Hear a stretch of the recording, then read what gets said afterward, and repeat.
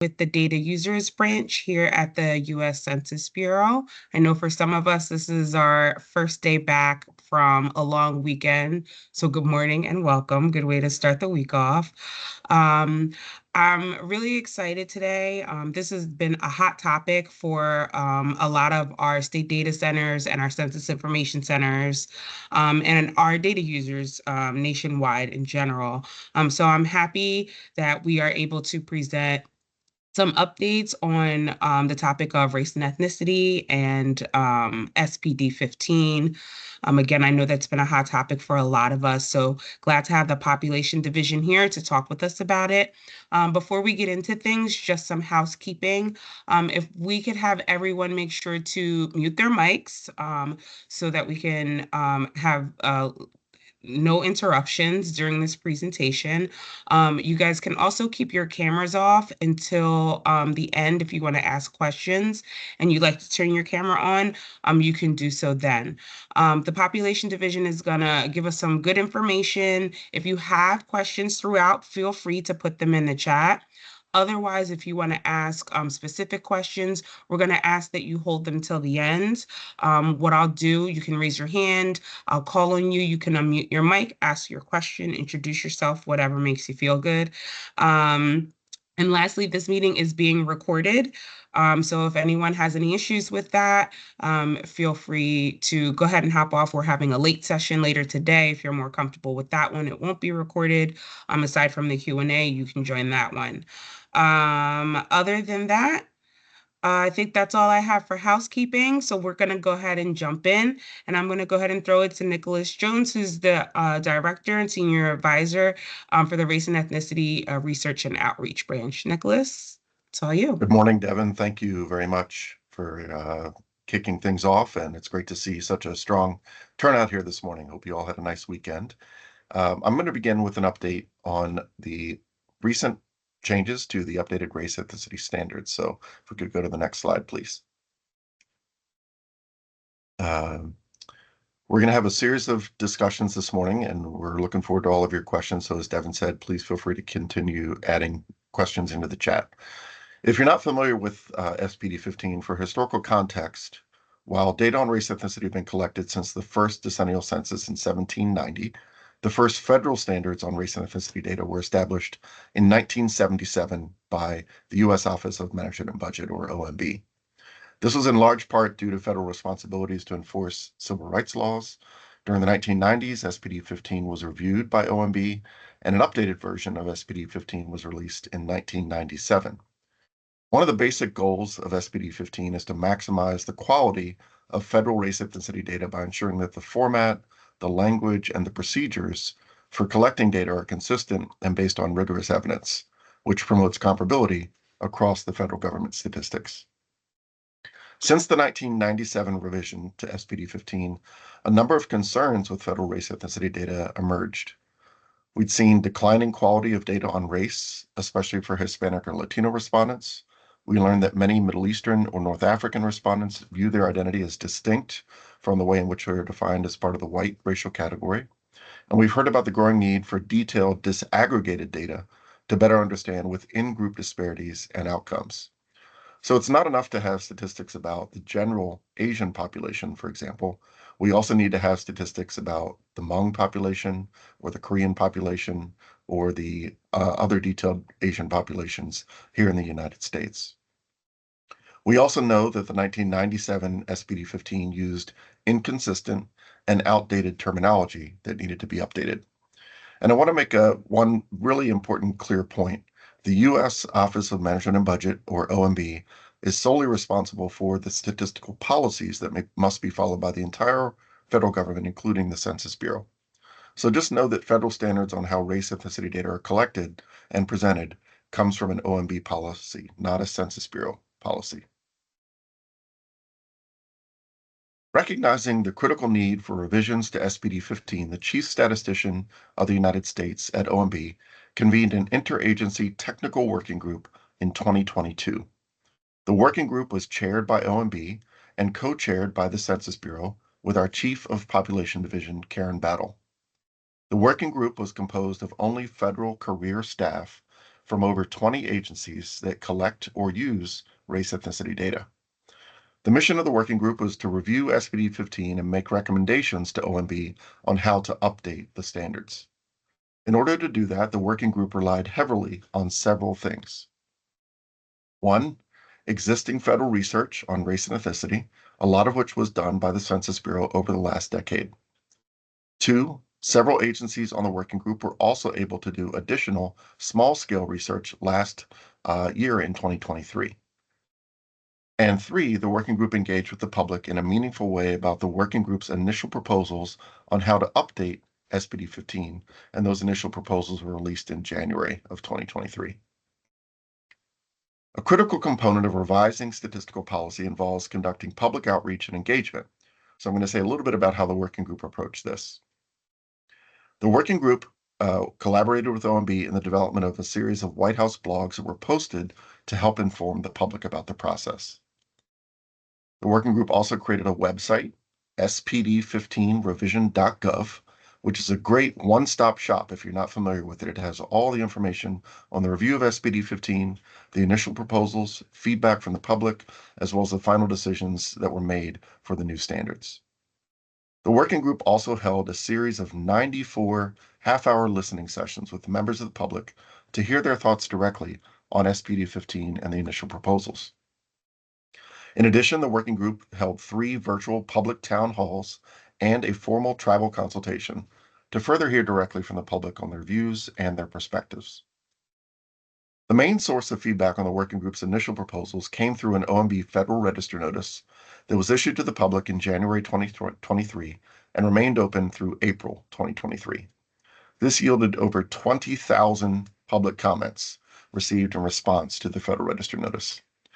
And there were many briefings, summits, conferences, and other meetings where the working group members met directly with stakeholders, with advocates, with academic scholars, and others to discuss SPD 15 and the initial proposals. So the working group took into consideration all of this feedback along with all the great research as they prepared final recommendations for OMB on how to revise the standards. Karen Battle delivered the final working group recommendations report to OMB, and that launched OMB's internal deliberations and vetting as they made decisions on how to update the standards. Earlier this year, on March 28th, OMB published the results of its review of SPD 15 and issued updated standards for federal race ethnicity data. When OMB published the results of their review and issued updated standards, our Census Bureau team began encouraging colleagues, advisors, and stakeholders to read the updated standards to fully comprehend the revisions and the new guidance for implementation. The Census Bureau's findings over the past decade resonate with many of the updated standards components, and the updated standards released by OMB closely follow the working group's recommendations of evidence-based recommendations to make key revisions to the race ethnicity questions and definitions. First, the updated SPD 15 requires a combined race ethnicity question. The 1997 and 1977 standards required 2 separate questions, a Hispanic or Latino ethnicity question and a separate race question.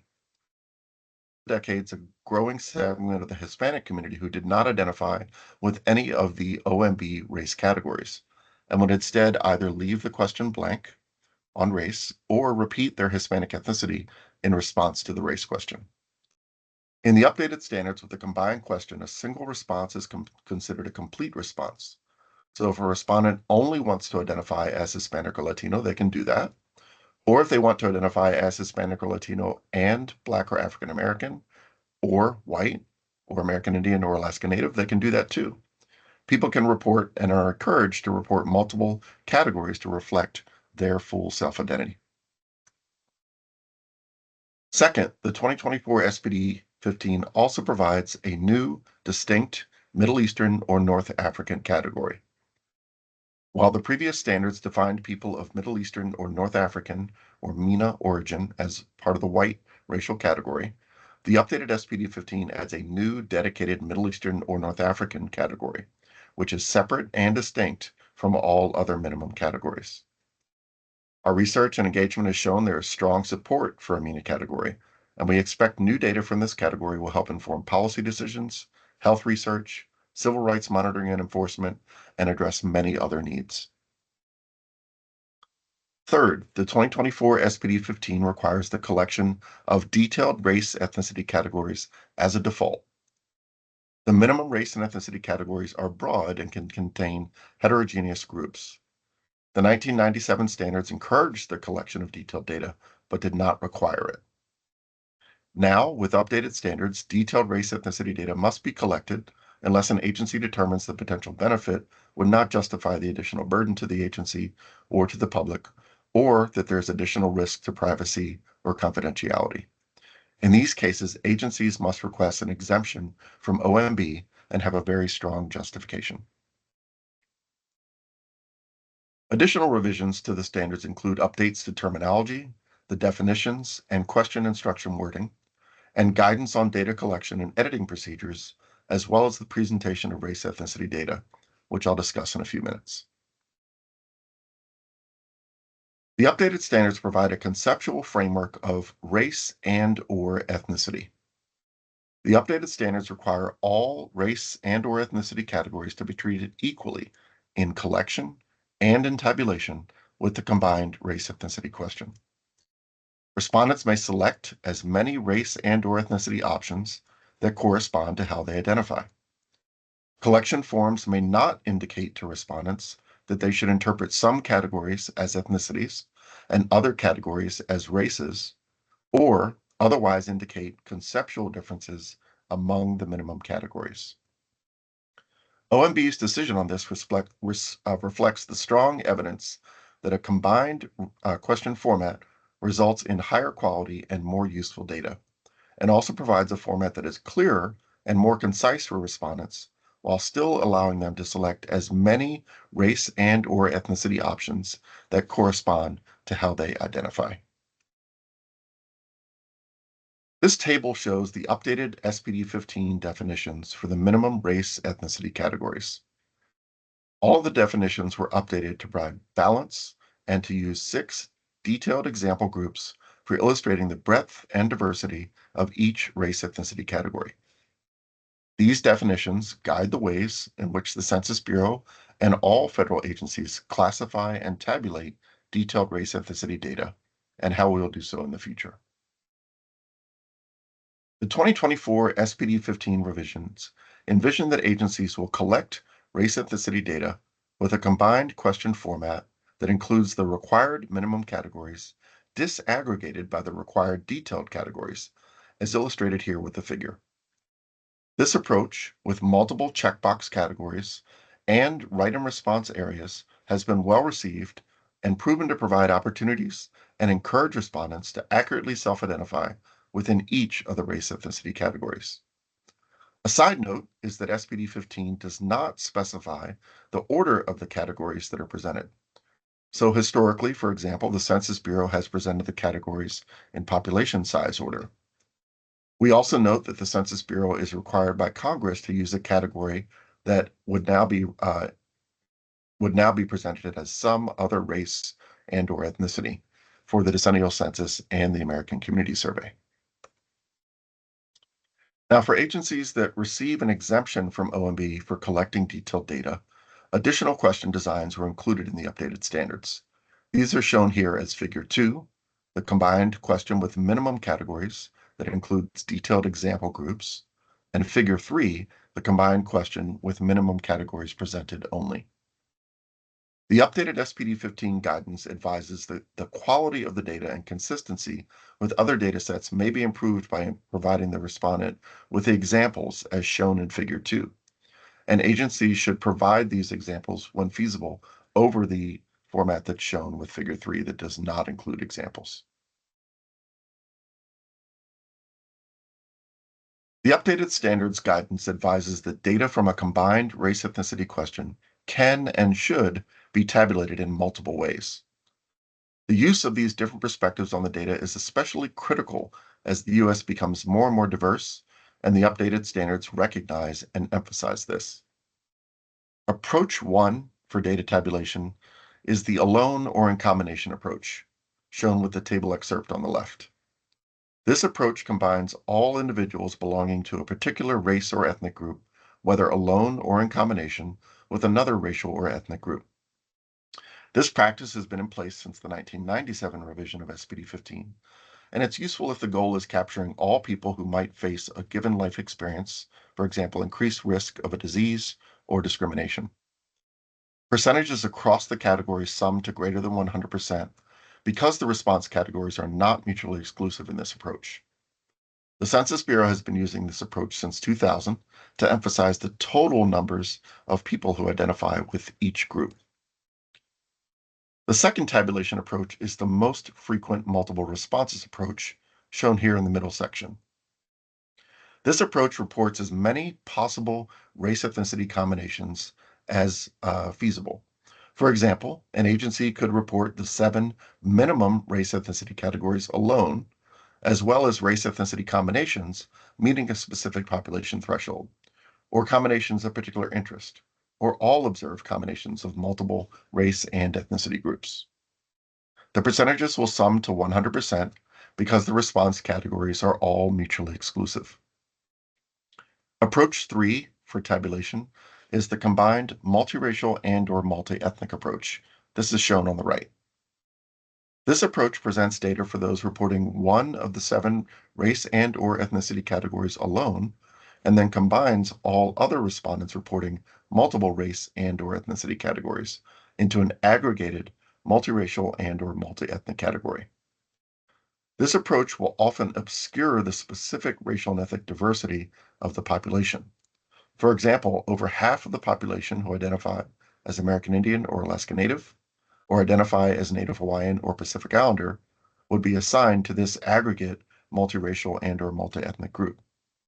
Therefore, the updated SPD 15 guidance advises that federal agencies should use this approach in conjunction with another approach, such as Approach 1 and/or Approach 2.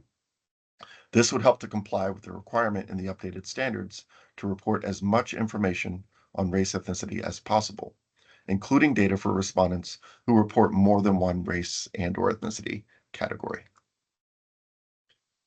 After the updated standards were published this spring, the Census Bureau issued a public statement noting, "We commend the scientific integrity and collaboration of our fellow federal statistical agencies and departments throughout this process as part of the collaborative ITWG. These efforts aim to improve federal race and ethnicity statistics and ensure that data more accurately reflect the racial and ethnic diversity of the U.S. population."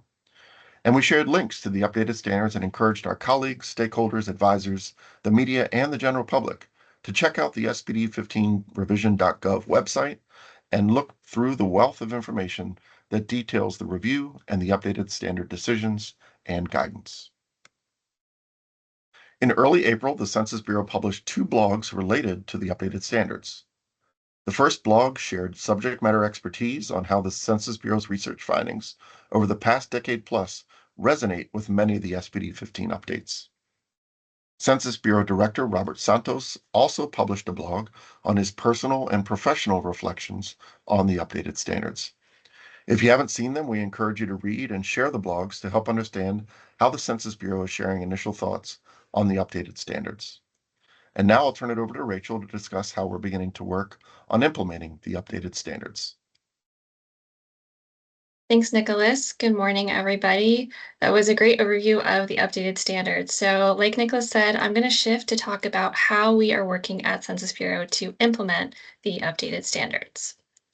So we're now in the process of developing implementation plans for all of our censuses and surveys at the Census Bureau. OMB has advised agencies that they are required to publish an action plan within 18 months to describe how they will implement the updated standards. Agencies are also required to begin implementing the updates as quickly as possible and fully implementing the updates within 5 years, so that's by March 2029. The Office of the U.S. Chief Statistician is directing its efforts to help agencies collect and release data under these updated standards as quickly as possible. And to do this, OMB has convened a new standing Federal Committee on Statistical Policy Directive Number 15, also known as FC-SPD 15. And this committee will maintain and carry out a government-wide research agenda and conduct regular reviews of SPD 15 every 10 years with opportunities for public feedback. In terms of our initial steps for implementing SPD 15, our race and ethnicity team has been collaborating with colleagues across the Census Bureau to discuss the SPD 15 updates and begin developing an action plan for implementing the updated standards within the 5-year period. We're also collaborating with Department of Commerce leaders to develop an action plan for all of Commerce's data collections that include race and ethnicity. And we're working with our federal colleagues as part of OMB's Federal Committee on SPD 15 to share and develop best practices for implementation. Throughout this process, we will continue to engage with stakeholders and keep them posted as we develop our implementation plans. We participated in many great engagements since the standards were released this spring, and we look forward to many more in the future. One key example of a Census Bureau data collection that will incorporate the updated race ethnicity standards is the American Community Survey.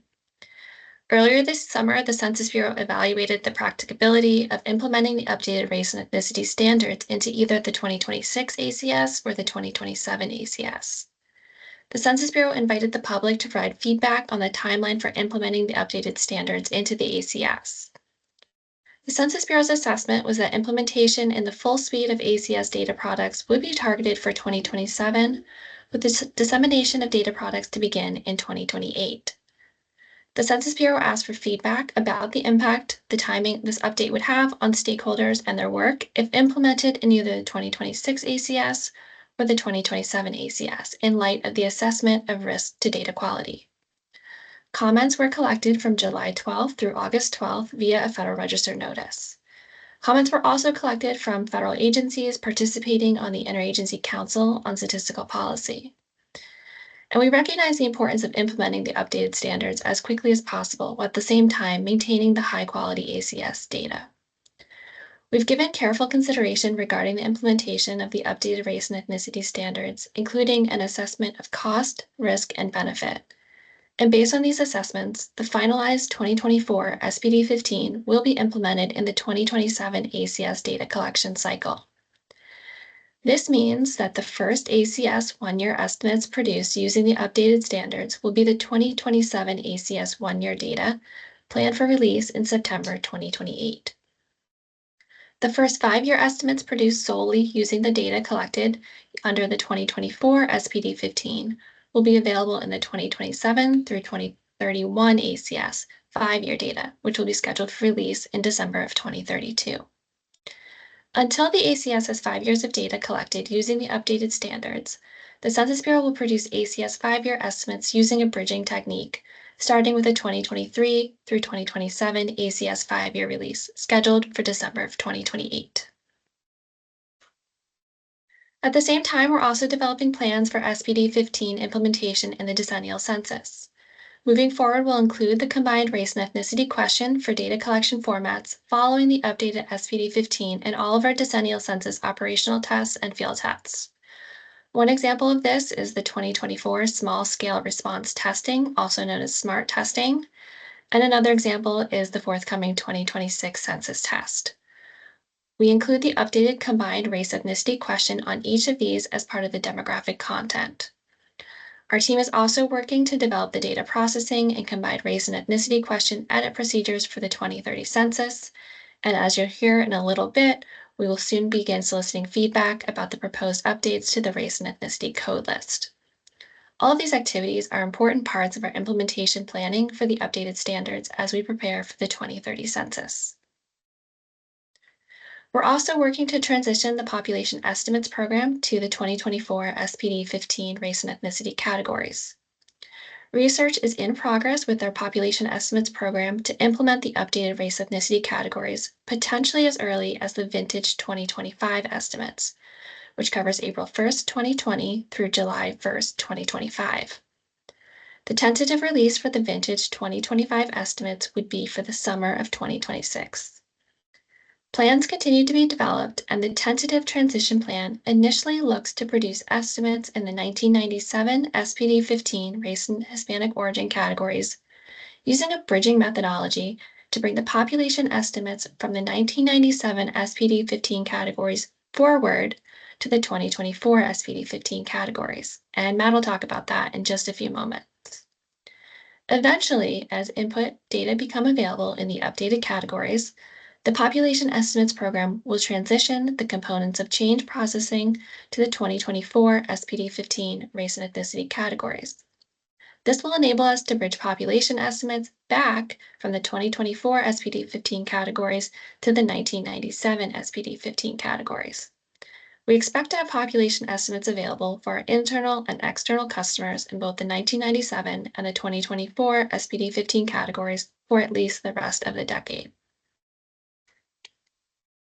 Work is also underway for implementation plans for all of our additional Census Bureau data collections. We're working with the survey directors here at the Census Bureau for Census Bureau-owned surveys to discuss implementation of the updated SPD-15. This includes surveys such as the Current Population Survey, the Survey for Income and Program Participation, the Household Pulse or Panel, the Annual Business Survey, and the Non-Employer Statistics by Demographics. We're also working with survey directors for surveys that are sponsored by other federal agencies to discuss how and when to implement the updated SPD-15 into their data collections. And we're advising our colleagues here at the Census Bureau who work with race and ethnicity data, such as administrative records and internal human resources employee demographics data, on how to incorporate the updated race and ethnicity standards. Since the release of the standards this spring, our Census Bureau Race and Ethnicity Leadership Team has engaged in many important discussions with stakeholders and partners, and we have more opportunities in the coming months to talk with researchers, data users, advisors, community leaders, and all of you about the updated standards and our plans to implement the new combined race ethnicity question in our surveys and the 2030 census. And we look forward to these continued discussions. So now I'm going to turn it over to Matt. Stuck here. I'm going to turn it over to Matt to talk about bridging techniques that I mentioned for the population estimates. Good morning, everyone. Thanks for joining us. So I'm going to be talking about how are we bridging between these two different formats of the question. So the first thing I want to start with is that we already have some bridging resources available on the website that's been discussed, spd15revision.gov. If you go to the Data Tools tab, you'll see a wealth of information that we've already put out there, including a report that discusses the methodology that I'm going to talk through in a lot of great detail. It describes some technical documentation about what's available on the site. And so what is available on the site? We have the actual bridging factors. Again, I'll describe what those are and how to use those in a second. But additionally, we have some user guides, some test data sets, and we even have SAS and Python data programs to be able to take your data as given and run it against the, merge it with the bridging factors and output bridged estimates or bridged counts. So we're very excited about this. This represents sort of the first stage or phase one of our research methodology, and I'll talk through that in a second. But before we go on, I just want to bring your attention to the picture on the right side of your screen. You can see that there are sort of separate bridging factors, so from 1997 to 2024. So that would be taking the separate question format from the 1997 standards, so a separate Hispanic origin question and race question, and bridging that forward to the 2024 combined question format. We also have a little bit lower on the screen, you'll see 2024 to 1997 factors. That will take data that is in a combined question format and bridge it back to a separate question format. And so those end up being slightly different tasks, but overall we use the same methodology for our phase one work. So let's move forward. What is the methodology? So just for everyone, to see, we've got two representations of the 1997 SPD-15 on the left side of your screen with the two separate questions, one for race and one for Hispanic origin. And on the right side of your screen, we've got the 2024 SPD-15, which is the combined question format that also includes Middle Eastern or North African as a minimum response category. Now, if you look between these two formats, one thing to note is that many of these categories will map one-to-one or directly between these two. So for example, starting on the left side, no, not Hispanic or Latino, and Asian maps directly to, on the right side of your screen, Asian alone. Or, again, going now from right to left, Black or African American, the checkbox just Black or African American, that maps back to the left side of your screen, no, not Hispanic or Latino, Black or African American. So many of these categories actually map one-to-one, and that simplifies our task a great deal. But there are some that do not map one-to-one, one of which is the Hispanic or Latino alone on the right side of your screen under the combined question format. We need to figure out how to map individuals to that category, and the Middle Eastern or North African response category. We need to figure out who would sort of join that category, or how we would allocate that category back if we're mapping back into the 1997 format. So next slide, please. So again, the good news for bridging is that nearly all of these race and ethnicity categories bridge directly between the 1997 format and the 2020 format, or vice versa. And just there are a couple of categories that don't fit that. So here's how we deal with them. For starters, we follow the 1997 SPD 15 definitions for guidance on how to bridge the MENA category. So what does that mean? Well, in the 1997 SPD 15, people who were MENA fell under the white category. So if we are mapping a count of people who are MENA alone in the 2024 standard back to the 1997 standard, if we're bridging them, they would become white. So that category maps directly to white. And again, this is how the data were collected and tabulated under the 1997 standard. If someone indicated that they had a Middle Eastern or North African detailed race, so for example, they wrote in Lebanese or something like that on the 2020 census, they were tabulated as white, either white alone or white in combination. And finally, there are a couple of categories that don't, again, have a direct bridge. So we use aggregate response patterns based on the 2020 census to bridge the categories that don't have a direct relationship. So we're going to talk through those in turn.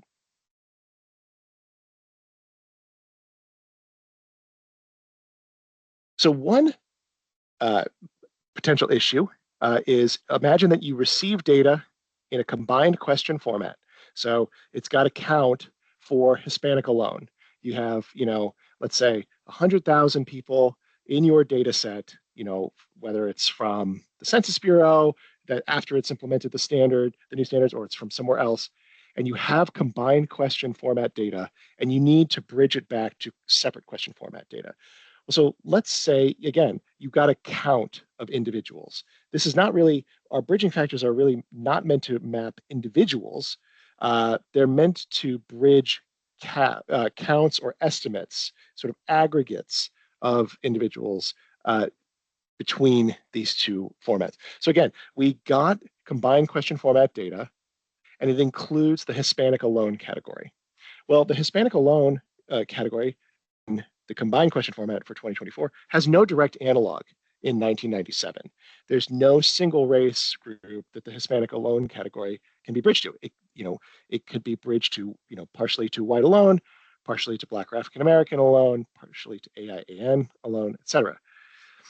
And so we decided what to do would be to take the proportion of the Hispanic or Latino population that fell into each one of these categories on the right side of your screen and use that for our bridging factors. So, this means that we're essentially imputing a race, in a sense, for these individuals who are Hispanic or Latino alone.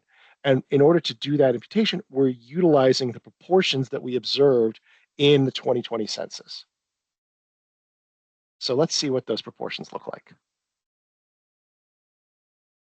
So we can see that 767, so that's 76.7% of the Hispanic or Latino alone population was white alone in the 2020 census.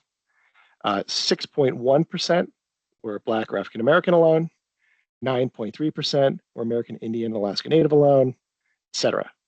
So we utilize these aggregate proportions as a way to impute these races for this group that was Hispanic or Latino alone. So again, let's go back. We have 100,000 people who are Hispanic or Latino alone. We multiply that 100,000 times the bridging factors to get to our bridged categories. So for example, we'd say 100,000 times 0.767. That means that 76,700 of those 100,000 will be Hispanic or Latino white alone. 6,100 will be Hispanic or Latino Black or African American alone. 9,300 will be Hispanic or Latino AIAN alone, etc., and so on. And so this is how we handle this category that does not map directly when we're bridging between the combined question format back to the separate question format. This is the one category in doing this 2024 to 1997 that we do not have the ability to bridge directly. So that otherwise we have direct bridging for this particular direction. One last thing I'll say is that in our phase 1 research, these categories that you see are based on the nation as a whole and based on people from all ages. So very young people and very old people. We do know that race reporting among Hispanics differs by age and differs by geography. So in our phase 1 research, what's already been published, we do also include bridging factors that are stratified by age. And for phase 2, I'm previewing this, we're going to be providing bridging factors stratified by state-specific factors and county-specific factors. So that's forthcoming, but already we do have age-specific factors because we know that these proportions vary, whether you're bridging someone who's counts of young people versus counts of older people. The last thing I'll say before we move on is you'll notice that there's no some other race in this category. These proportions would look very different if some other race were included as a category. The reason that we do not include some other race is that the Census Bureau is alone in being constitutionally required to include a some other race category. And these bridging factors are, in fact, designed for other federal agencies and other data users, which are not allowed to have a some other race category. In the 1997 SPD 15 and the 2024 SPD 15, if you go back and look at the definitions, some other race is not included as a minimum reporting category. So that's why you'll see 76%, for example, of the Hispanic or Latino alone population getting bridged to white alone. That number would be very different if some other race were included as an option. But we really wanted to make these bridging factors useful for folks who did not have access to the some other race category. So that's bridging the combined format to the separate question format. Well, what about the reverse? Well, so now there are two groups that we need to think about. But again, we're going to use the similar technique. We're going to use the proportional technique that looks at the detailed responses, including write-ins from the 2020 census to see how can we bridge the white alone population into 3 different categories. So on the left side, you've got the separate question format, which is white alone. And on the right side, this can bridge into white alone. This can bridge into Middle Eastern or North African or MENA alone. And finally, this can bridge into white and MENA. And so what we did was, again, we utilized proportions of individuals in the 2020 census, how many people gave a detailed MENA response, how many people gave a detailed white or European and MENA response. And that sort of drives how these proportions play out, how we allocate the white alone population into these three separate categories. And this actually plays out for all categories that include white, not just white alone, but also white and Asian, white and AIAN, white, black, and Asian, for example. Any category that includes white will map to these, to three individual categories, because white will split into white, MENA, and white and MENA in combination with however many other races. So again, those proportions are available. They're based on the 2020 census, and you can apply them to counts trying to bridge the separate question format to the combined question format. So the last population that we have to look at is the Hispanic or Latino population. Once again, we utilize a proportional technique that looks at the detailed responses, including write-ins, to see how the Hispanic population will report their detailed identity, and to figure out how many individuals who are Hispanic or Latino will select only the Hispanic and Latino box, so they'll be Hispanic or Latino alone, and how many of them will select Hispanic or Latino in combination with one or more races. So again, imagine that you have a count of 10,000 people who are Hispanic and white in the separate question format, on the left side of your screen, or the 1997 format. How many of those Hispanic and white individuals will only select Hispanic or Latino in the 2024 format? And how many of them will check both white and Hispanic in the 2024 format? So again, those proportions are based on what we observed in the 2020 census, looking at the amount of detail that people were able to give us. And those proportions drive the bridging factors. So all of that I've discussed is available on the SPD 15 revision website currently. I encourage everyone to check it out. We really hope that the report gives a lot of detail that I wasn't able to get into today, answers some questions that you might have, but I'm happy to take any questions that you have. But we're not resting on our laurels. We're actually extending this research into regional or geographic variation. We're creating state and county specific factors to allow for regional patterns in race and ethnicity distributions and race and ethnicity reporting. And how are we testing these? Well, we don't really have very many high quality sources where people are asked both the separate question format and the combined question format at the exact same time. There just aren't that many resources available. However, we do have access to the 2015 National Content Test. That is a very large survey that asked individuals questions in the combined question format with a MENA category. So we have those individuals who got the combined question format with a MENA category, and we were able to use administrative record linkage to link them to the 2020 census. So now we have, for the same individuals, what they said in the 2015 combined question format and the 2020 separate question format, and we're able to test out our bridging and see how well it lines up with actual response patterns. We're very happy with how things have gone. We've already made a few tweaks to our phase 1 method based on our lessons learned. And again, we'll be releasing all of this in the future in our sort of phase 2. And finally, we're really actively seeking feedback on methods used for the phase 1. So what we just said, what we've been going through, we're asking for feedback. Does it make sense how we did this proportional technique?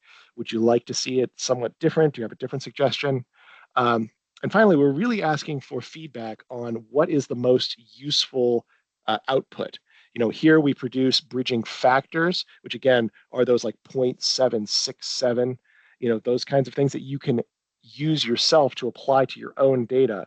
But it might be more useful to see bridged estimates, for example. And as Rachel mentioned, we know that the estimates and projections area will be producing these bridged estimates, but it would be helpful to hear what else you might find useful. So finally, so I think next, okay, and next we've got, again, that's the website to visit for our phase 1 method. We will be posting the phase 2 report and data tools once it's available. If you have any questions that you don't think that you aren't able to ask here, you can always email us at this website. And now I'd like to turn it over to Meraris to talk about our race and ethnicity coding improvement project. Thank you, Matt. Good morning, everyone. It's really great to be here.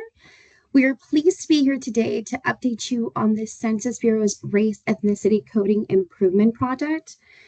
This project provides a critical opportunity for the public and for all of you to provide feedback to our Census Bureau team on how detailed race, ethnicity groups, and tribal populations are coded.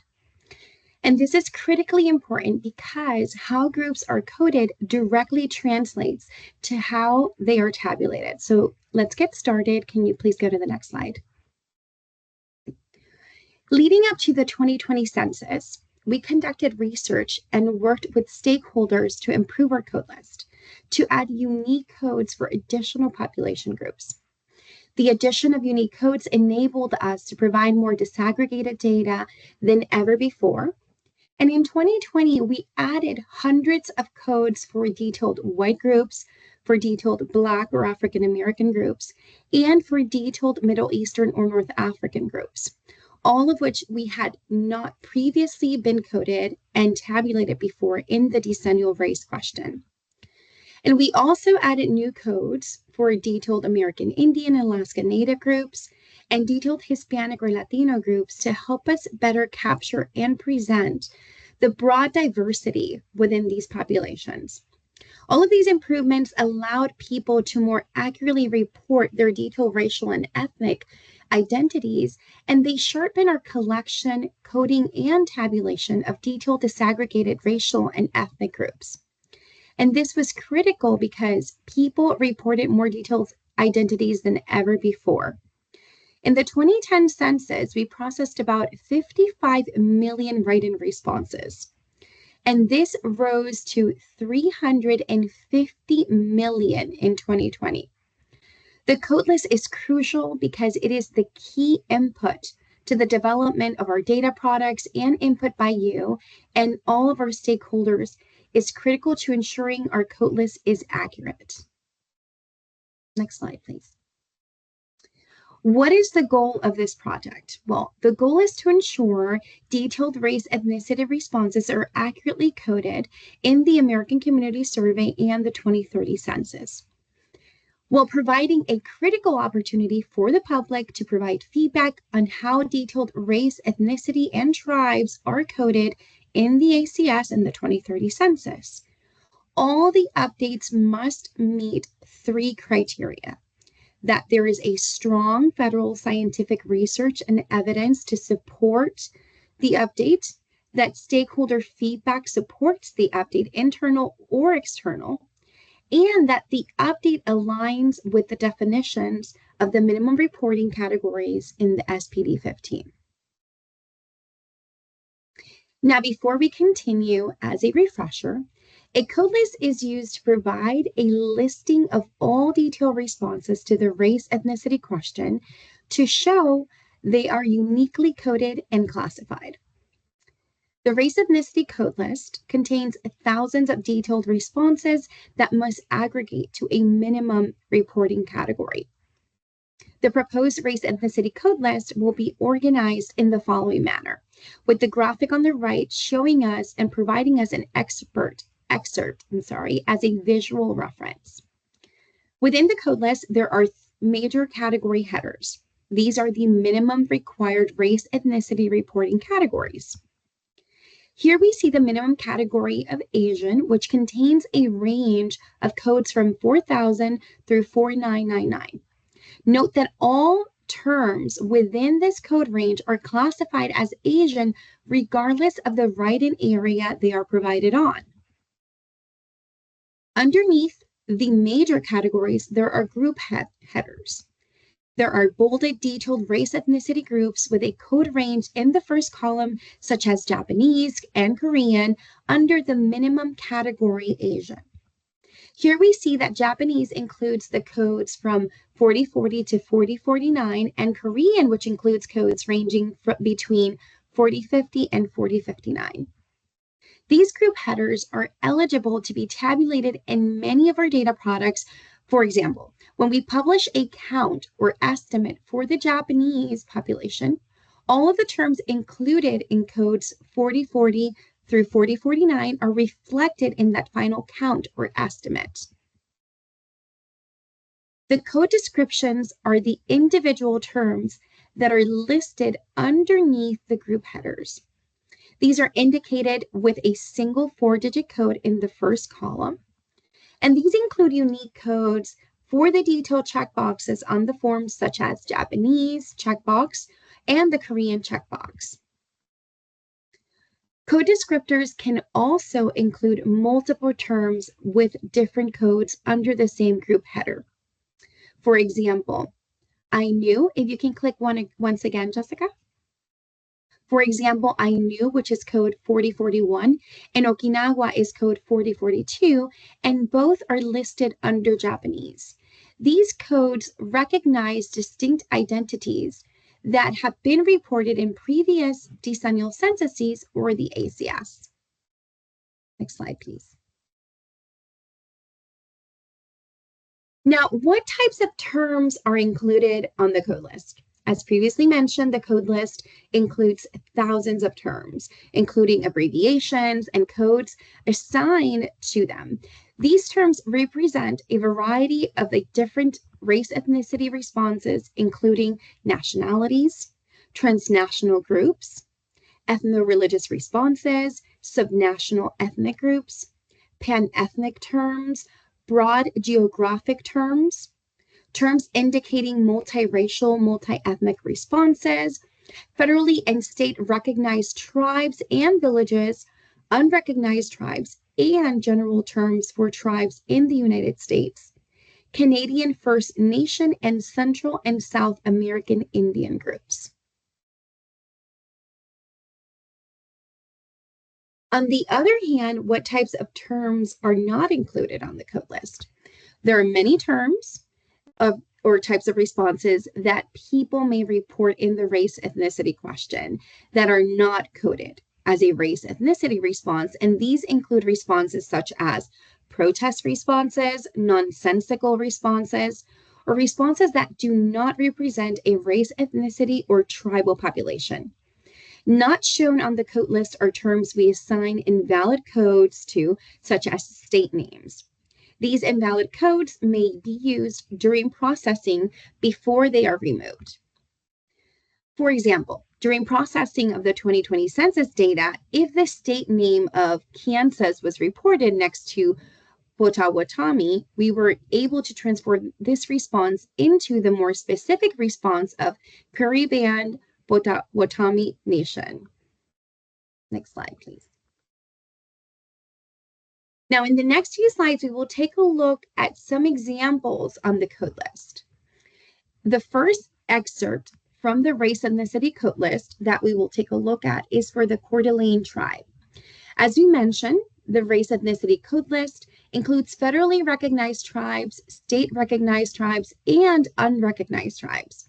Coeur d'Alene tribe is an example of a federally recognized tribe coded within the American Indian Alaska Native minimum reporting category. And you'll notice that there are multiple variations of the tribe's name listed, such as Coeur d'Alene tribe, and Coeur d'Alene tribe of Indians. The native name of the tribe, Skitswish, is also included. Leading up to the 2020 census, our research, along with consultations with tribes, concluded that all of these terms represent Coeur d'Alene tribe. So all of them receive the exact same code in the code list. Next, we'll take a look at the detailed group, Japanese, which is a detailed race ethnicity group within the Asian minimum reporting category. You'll notice that there is a range of codes associated with Japanese in the first line, codes 4040 through 4049. And this means that all of the codes in this code range are included in the Japanese detailed category. When a respondent selects the Japanese detail checkbox, they receive the code 4040. If a respondent provides a write-in response of Japanese or an alternative term indicating they are Japanese, such as Japan or Rikyu, they receive the code 4041. And based on internal research, responses of Okinawan receive a different code, 4042. However, responses of Japanese, whether through checkboxes or write-ins, and responses of Okinawan are included in the overall Japanese detailed category. In the last row, you see there are not used codes. These codes are not currently assigned to any terms. They are in the code list as placeholders in the event that a new term or code needs to be added to the code list in the future. I will now pass it on to Jessica. All right, thank you, Meraris. Now, before we talk about the process for our research project, we want to take some time to walk through how we use the code list and why public feedback is so important to ensure an accurate count for specific racial ethnic groups, tribes, or native village population groups. When a write-in response is provided, as in step 1 on the screen, we assign it a 4-digit code that we can use in tabulation. In step 2, you can see that we are giving the same 4-digit code of 5708 that represents the Coeur d'Alene tribe to all these variations in the name. Sometimes, and often for tribes, a group may have several variations on our code list, but they all receive the same exact code. This may include spelling variations, abbreviations, or in-language names. This is where feedback is incredibly important. We need feedback on if there are any other terms, spellings, or abbreviations that someone might use to indicate they are part of this group, or in this example, a citizen of the Coeur d'Alene tribe. This is incredibly important because when we then take the codes from our code list to populate our data tables, as we see in step 3. And in this example, every term associated with code 5708 is included in the population count of Coeur d'Alene tribe. On our code list, you will also see racial ethnic groups that have a range of codes associated with them. So I want to walk you through what that means and how we use that in our tabulations. In this example, we have a response of Okinawan provided in the response area in step 1. In step 2, you can see the section of the code list for Japanese, where Okinawan is included. In the top line, Japanese is shown with a range of codes listed, codes 4040 through 4049. This means that all codes in that range are included in the tabulation for Japanese. In the second line, the Japanese checkbox is given code 4040. In the third line, the specific term Japanese is given the code 4041. In the fourth line, the specific term Okinawan is given the code 4042. So in our example of Okinawan, this response would receive the code 4042. However, ultimately, it would be included in the Japanese group, and in step 3, where we have our data table, the Okinawan response is included in the population counts for Japanese. So why do we give Okinawan a unique code if we're just going to tabulate it as Japanese? While currently we tabulate Okinawan as Japanese, providing it its own code allows us to continue to conduct research on the term and see how often people are reporting this term. We will often provide unique codes for groups and tabulate them to a larger group when we start to see more instances of the group being reported. It also keeps the door open to disaggregating the data in the future. Now let's discuss the timeline of this project. The Census Bureau's Race Ethnicity Coding Improvement Research Project aims to enhance and improve the code list that was used in the 2020 census. There are 4 phases to this research project. The next few slides will provide an update on where we are and next steps. Phase 1 is now completed. This includes internal research only. We are ready for public and stakeholder feedback on our proposed race ethnicity code list. In the initial phase, as shown on the screen, our research team conducted internal research and investigated the results of the 2020 census. They reviewed terms reported for the first time in the 2020 census, in which write-in areas terms were reported and which checkboxes were selected when terms were reported. The results of this internal research was used to update the 2020 Census Hispanic Origin and Race Code List and develop a proposed race ethnicity code list. Currently, we are in the second phase of the project. In phase 2, we will publish a Federal Register notice seeking feedback from the public and stakeholders on the proposed race ethnicity code list, and we will be conducting related outreach. During phase 3, after we receive all feedback, our race ethnicity research team will carefully review it and develop a summary of all the feedback received. And during phase 4, once all updates resulting from public and stakeholder feedback are implemented, we will continue to make updates as necessary. We'll discuss further in the next few slides. So as mentioned in the previous slide, now that phase 1 is completed, during phase 2, the Census Bureau plans to publish a Federal Register notice seeking feedback on the proposed code list this fall.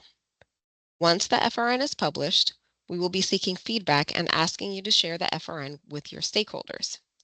Feedback such as any terms or groups that are missing, how groups are classified, alternative terms for groups on the proposed code list, the utility of regional groups. This will be the primary opportunity this decade to provide feedback on the race ethnicity code list. We plan to conduct webinars, tribal consultations, town halls, and additional outreach during the FRN comment period. Now in this slide, we share an excerpt of the FRN questions for which the Census Bureau is seeking feedback from the public. So first, are there any groups missing from the proposed code list? If so, please identify them and suggest how the groups should be classified and why. Second, are any groups on the proposed code list misclassified? If so, please identify them and suggest an alternative classification or indicate if the term should be removed. Third, are there alternative terms, abbreviations, or in-language terms people may use to identify with a specific group that should be added to the proposed code list? If so, please identify them and suggest a classification. Now, before I get to the last one, the 2020 Census Race Ethnicity Code List was organized into regional categories. For example, Chinese and Japanese were aggregated into East Asian, and counts for these regional categories were published in the 2020 Census data products. Now, based on stakeholder feedback and the challenging nature of categorizing groups into regional categories when the boundaries are not clearly defined, may change over time, or may overlap, the Census Bureau is proposing to remove its definitions and concepts of regional categories so that data users would have more flexibility to create their own regional categories using the disaggregated data. In the FRN, we are asking, how do you use the data products for regional categories from the 2020 census? Would removing regional categories from the code list and tabulated products impact your ability to use the detailed race ethnicity data? Now, lastly, throughout the comment period, our research team will thoroughly review all feedback. Updates to the code list will be made during this time period. All updates must meet the following criteria: that there is strong federal scientific research and evidence to support the update, stakeholder feedback supports the update, and the update aligns with the definitions of the minimum reporting categories in SPD 15. Now, while this version of the code list is not expected to undergo extensive updates before being implemented in the ACS or 2030 census, it is expected that some updates will continue to be made. Now, for example, we know that the formal names of the tribes can frequently change, and we strive to have the most up-to-date names in our code list. Now, for this reason, our code list undergoes frequent updates to the names of tribes to align with the Bureau of Indian Affairs Indian Annual Federal Register Notice. Entities recognized by and eligible to receive services from the U.S. Census Bureau, U.S. Bureau of Indian Affairs. Now, outreach, as always, is an essential part of our work. On the screen is one of our most recent engagements and upcoming ones. Last month, we updated Census Bureau Tribal Relations Specialists on October 16th. This was a great opportunity to provide an update on this project to the Tribal Relations Specialist, who will play a critical role in ensuring tribes participate in this opportunity to provide feedback. On November 19th at 2 p.m., we'll be holding a public webinar, and virtual tribal consultations with tribal leaders will be held on December 11th and January 15th. We're also releasing a random sampling blog this month. Now, this concludes our presentation. Thank you so much for joining us today. I'll pass it back to Devin for questions. Awesome. Thank you guys so much. That was so much great information. I hope everyone enjoyed that. I want to encourage you all to, again, continue to put your questions in the chat if you have them. But at this time, the population team is going to stick around so you guys can go ahead and ask questions directly to them. I'll ask that you raise your hands, and then I'll call on you and prompt you to unmute yourselves to ask your questions. I do want to remind our audience that usually when the population division does presentations like these or in town halls, they're for these large audiences, and they don't always share the opportunity for others to ask questions and detailed specific questions. So I'm excited that we have them here with us to do that for you guys, because I know that you guys have questions about this topic. I don't see any hands raised, but I do see some questions in the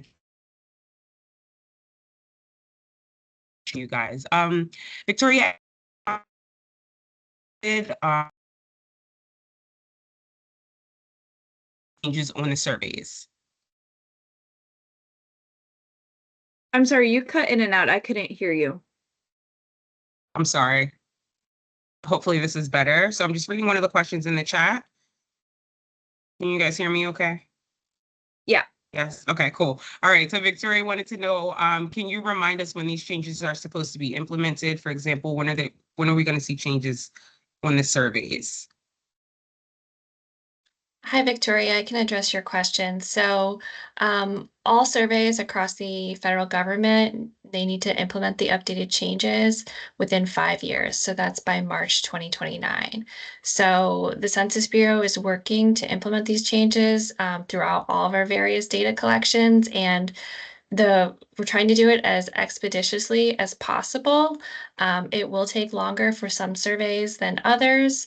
And so that will all be laid out in our action plan. But I think over the next couple of years, you'll start to see these changes being made. And I think, across the federal government as well, you'll start to see changes trickling out over the next 5-year period.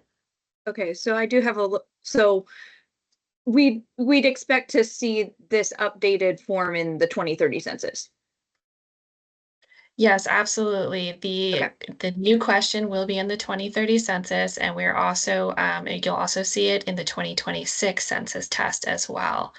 And Okay. as I mentioned, the first time that you'll see it in the American Community Survey will be in the 2027 ACS.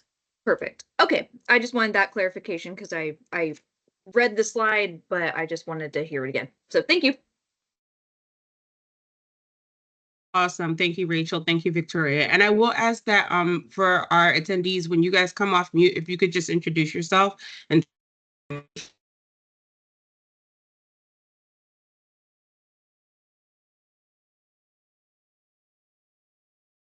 those changes to all three other requirements for research, local research, and minimal SPD 15.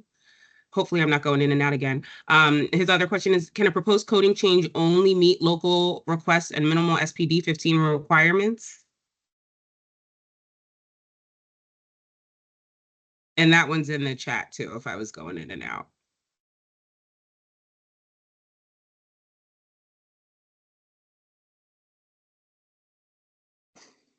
You were going in and out, but I'm just reading through the question. Jessica, we do it. Can you hear maybe me? it's just me, but I think you're on mute if you're. We can Jessica, hear I you, can hear you. Jessica. I can hear Okay. you, you, Jessica. I think it's Devin. Okay. Okay, Yeah. it's just me then. Okay. Yeah, so we do require that any proposed changes meet all three of the requirements. So it should have strong research supporting the change, have stakeholder feedback that supports that change, and meet the SPD 15 standards. Rachel, I think the second question is more about what aspect of the SPD 15, if you could talk to that. Yeah, so any updates that we make need to align with the minimum reporting categories, the definitions of them in SPD 15. So the categories, I think Nicholas had them on one of the slides there. They do lay out, for example, the white category, I think it references, the original peoples of Europe. So that's an example of, we'd have to make sure any updates we make to that category, if we were to move any groups into it or out of it, that they're still following those definitions that are laid out in the updated SPD 15. And we specifically call out the updated SPD 15 because that is what we are following, but also there were some updates to the definitions that were made. For example, off the top of my head, for the Asian category, there was Central Asian is now added to the categories, clearly defined in there. So that's really what we mean by following the SPD 15. And I believe Nicholas provided that in the link to in the chat where you can access that.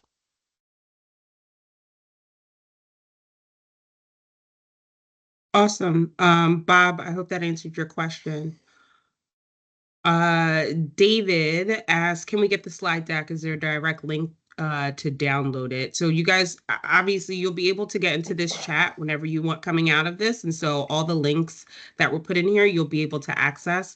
I'll also make sure that I send a document, maybe collecting them all.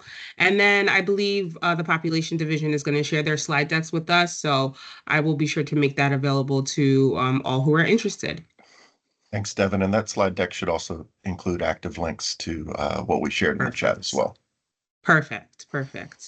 All right. Cynthia wanted to just follow up and check that she understood correctly. The ACS 5-year estimates are going to be bridged back to the 1997 categories until you have 5 years of data in the new categories, i.e. 2027 to 2031. Is that that 1-year ACS going to be released in new categories beginning in 2027? I think Rachel mentioned that earlier that it would be. Is that right, Matt? Yes. I just put a link in the chat for a blog post that Donna Daly and Karen Battle just released that discusses this in a little bit more detail. It's always hard to just hear, the numbers 23 through 27, 27 through 31. So this is really nice to be able to see it and understand it there nicely. So the takeaways from the blog post is that, yes, 2027, data year 2027 will be the first time that we release estimates from that we collected under the new standards, and we'll release it under the new standards. So it's data year 2027, but it will be released in September 2028. But it will be from calendar year 2027, or data year 2027. For the 5-year data, it will be initially the 5-year ending in 22 through 26. That will be under the 97 standards. And then 23 through 27, that will move to the new standards, the combined question format. But only the 27, that final year, will be actually data that was collected under the new combined question format. The other 4 years, 23, 24, 25, 26, those 4 years will be bridged. That will be released in December of 2028. The next year, the data year that's 2024 through 2028, now it'll be 2 years of data that was collected under the 2024 SPD standards, and only 3 years of bridged.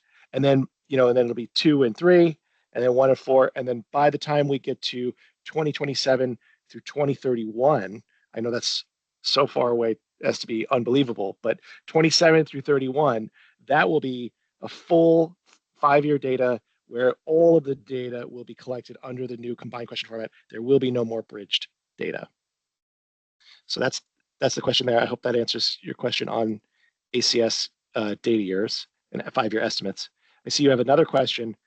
I understand some of the race responses weren't included in the race ethnicity bridging categories, but how are they accounted for when estimating the bridging factors? It's a great question.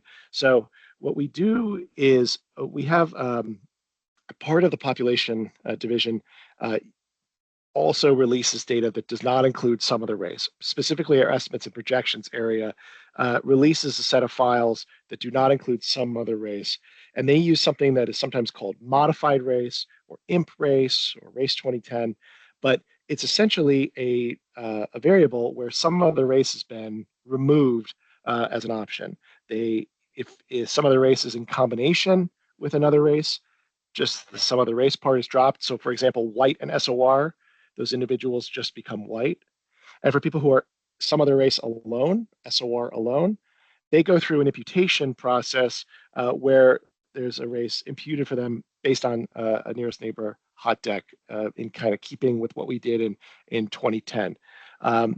We are, I know that there are plans to release a county level file eventually from this modified race file, but that's what we used. We used that that variable that's created where some of the race has been sort of imputed away in order to do the bridging factors. Awesome. I hope that answers your question. Yeah, Cynthia, feel free to come off mute if you have any follow-up or anything like that. Again, if anyone else has any questions, feel free to raise your hand or go ahead and put it in the chat. For those of you, I know a couple people were kind of in and out.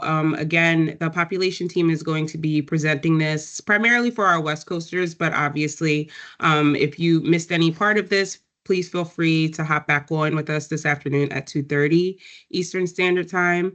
The population division is going to be good and sick of data users branch and SDCs and CICs by the time today is done, but it'll be okay because we'll get all the information that we need. Again, I'll be sure to share all of the information that the pop division presented on today, as well as a recording for anyone that's interested. I don't see any other questions. All right, so I want to thank everyone today. Thank you so much, Nicholas, Rachel, Matt, Meraris, Jessica, and Keith for coming on this morning to talk to our state data centers, census information centers, and data users. We so appreciate you guys taking out the time. Thank you for the great information, and thank you everyone for attending. Enjoy the rest of your day, guys. Bye-bye. Thank you.